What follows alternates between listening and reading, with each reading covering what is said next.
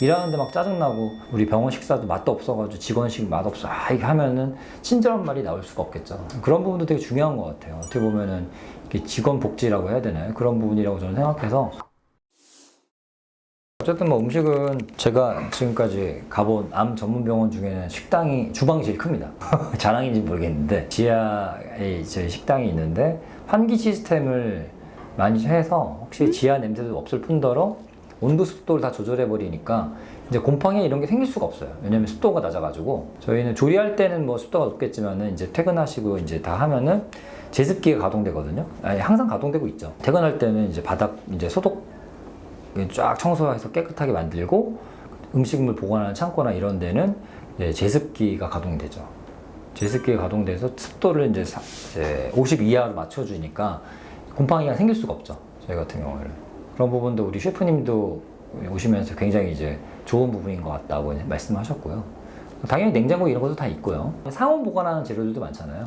그런 경우에 습도가 중요하거든요. 그래서 그렇게 하고 있고, 그리고 일하시는 분들이 공간이 넓고 이제 천장도 넓고 쾌적하다 보니까 그런 부분이 좀 어떻게 보면은 일할 때 답답하거나 숨 막히거나 이제 이런 게 좀 적다고 많이 말씀하세요. 뭐 다른 데서 근무하다 오신 분들이 많이 말씀해 주시는데 쾌적하고 이제 일할 맛 나고 그래야지 뭐 음식 같은 경우에도 잘 나오는 거고 간호 서비스도 이제 친절한 말이 나오는 거예요. 일하는데 막 짜증나고 우리 병원 식사도 맛도 없어가지고 직원식 맛없어 이렇게 하면은 친절한 말이 나올 수가 없겠죠. 그런 부분도 되게 중요한 것 같아요. 어떻게 보면은 이게 직원 복지라고 해야 되나요? 그런 부분이라고 저는 생각해서 저희는 따로 뭐 직원식이랑 환자식이랑 차등을 그러니까 일부러 주진 않아요. 그냥 뭐 하다 보니까 떨어져가지고 뭐 직원식은 뭐 요 음식 대신 요거 나가 이런 건 있지만 그냥 뭐 환자식을 그대로 거의 비슷하게 드시고 계신다고 봅니다. 물론 이제 환자식 좀 더 신경 쓰긴 하죠. 당연히. 찬이 하나나 두 개나 더 나온다던가 이렇게는 되는데 재료들 중에 너무 고급해서 절대 남기면 안 되는 좋은 재료들도 있잖아요. 뭐 안심 스테이크가 나온다던가 이런 경우에는 이제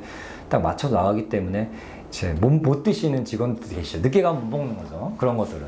왜냐면 충분히 하진 않으니까. 그래서 저희 새로 근무하시는 분들 중에서 식사 맛있어가지고 근무하기 좋다, 근무할 때 좋다 이런 분들 되게 많으세요. 되게 중요한 부분이라고 생각합니다. 먹는 거. 그죠? 나가서 뭐 커피 마시거나 음료수 마시는 건 뭐 그럴 수 있는데 식사를 밖에서 한다는 건 좀 특별히 뭐 약속이 있거나 이러지 않으면 사실 어떻게 보면 병원 식사를 환자가 아니고 이제 직원조차도 만족시키지 못한다는 거잖아요. 그러면 문제가 있는 거죠.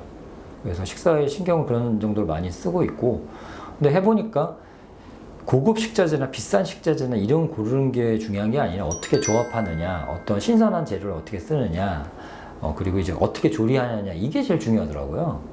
그러니까 저도 잘 모를 때는 식단가를 무조건 높여가지고 좋은 자재, 좋은 식자재 쓰려고 했는데 장인이 도구 탓 하지 않는다고. 우리 셰프님 오신 다음에는 뭐 그런 일은 별로 없어졌습니다. 물론 그렇다고 뭐 저렴한 재료를 쓰는 건 아니지만 재료만 막 비싼 거 했다고 무조건 맛있는 건 아니라는 거죠. 뭐 예를 들자면 랍스타가 나왔는데 뭐 덜 익혀서 나온다던가, 뭐 생선이 나왔는데 껍질이라던가 아니면 뭐 내장이 제거가 제대로 되지 않았다던가 뭐 이런 식으로 하면은 좋은 식자재를 그냥 어떻게 보면 낭비하는 거잖아요. 그런 게 더 중요하더라고요. 어떻게 손질하고 어떻게 조리하고 이런 것들이 어떻게 양념을 하고 이런 것들이 중요해서 그런 부분들이 좀 큰 것 같습니다. 제가 볼 때.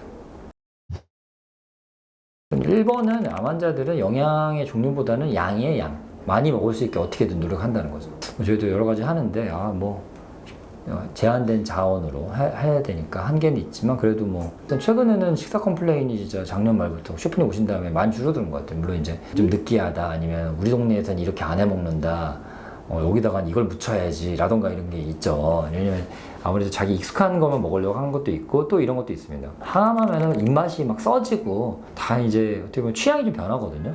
근데 자기가 이제 항암했기 때문에 변했다고 생각을 하긴 하지만 와닿지 않는 경우도 많은 것 같아요. 실제로. 그래서 우리 음식이 왜 이러냐 뭐 이런 컴플레인 하시는 분들도 있어요. 근데 나중에 항암 끝나고 방사선을 하러 오실 때는 음식이 맛있네요 이러시거든요. 같은 사람이 아닌 거죠. 항암하신 중간에는 아무래도 신경독성 때문에 맛이나 냄새가 다 달라지거든요. 그래서 저는 항암을 방사선하실 때는 일단은 역겹지만 않으면 그냥 다 드셔라, 양이 제일 중요하다 하는데, 사실 이게 인간이 모든 사람이 그렇지만 평생 이제 배고파서 막 허겁지겁 먹는 분들보다는 한국 사람들은 취향으로 먹잖아요. 나라가 잘 살아져서. 그러다 보니까 허기로 먹거나 먹어야 돼서 먹는 게 아니라 그냥 내가 좋아하는 거 먹고 이런 게 너무 많아진 것도 영향이 좀 있는 것 같아요.